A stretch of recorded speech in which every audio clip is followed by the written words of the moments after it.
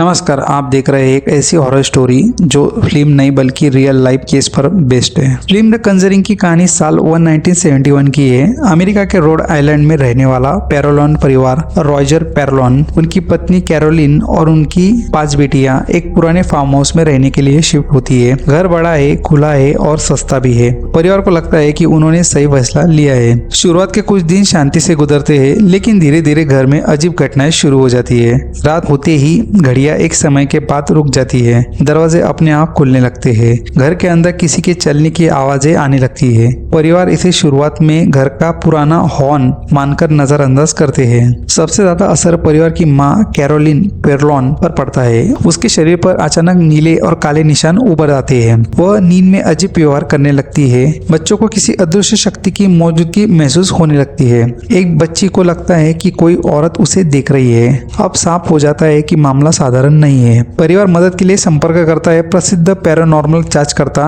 Add Warner और Lawrence Warner से। Add और लॉरेंस इस घर की जांच शुरू करते हैं। लॉरेंस को घर में कदम रखते ही एक सकारात्मक और नकारात्मक खतरनाक ऊर्जा महसूस होती है। जांच में सामने आता है कि इस फार्म हाउस के अतीत बेहद खौफनाक रहा है। यहाँ पहले कई हत्याएं और आत्महत्याएं हो चुकी है। सबसे खतरनाक नाम सामने आता है शेरमन का। कहा जाता है कि शेरमन नाम की औरत ने अपने ही बच्चे की बलि शैतान को दी थी और मरने से पहले इस जमीन को श्राप दिया था। जांच के साथ साथ शैतानी शक्ति और आक्रमण होती जाती है। अब उसका सीधा असर कैरोलिन पर पड़ जाता है। वह पूरी तरह शैतान ताकत के कब्जे में आने लगती है और अपने ही बच्चों को नुकसान पहुंचाने की कोशिश करती है। स्थिति इतनी बिगड़ जाती है कि परिवार की जान खतरे में पड़ जाती है। वॉरेन दाम्पत्य चर्च में अनुमति लेकर एक्सोरिज्म यानी शैतानी शक्ति को बाहर निकालने की प्रक्रिया शुरू करते हैं। यह प्रक्रिया बेहद ही खतरनाक होती है। कैरोलिन दर्द से चिल्लाती है और शैतानी ताकत विरोध करती है, लेकिन अंत में परिवार की हिम्मत और वॉरेन दाम्पत्य की कोशिश रंग लाती है। शैतानी शक्ति कैरोलिन के शरीर से बाहर निकल जाती है।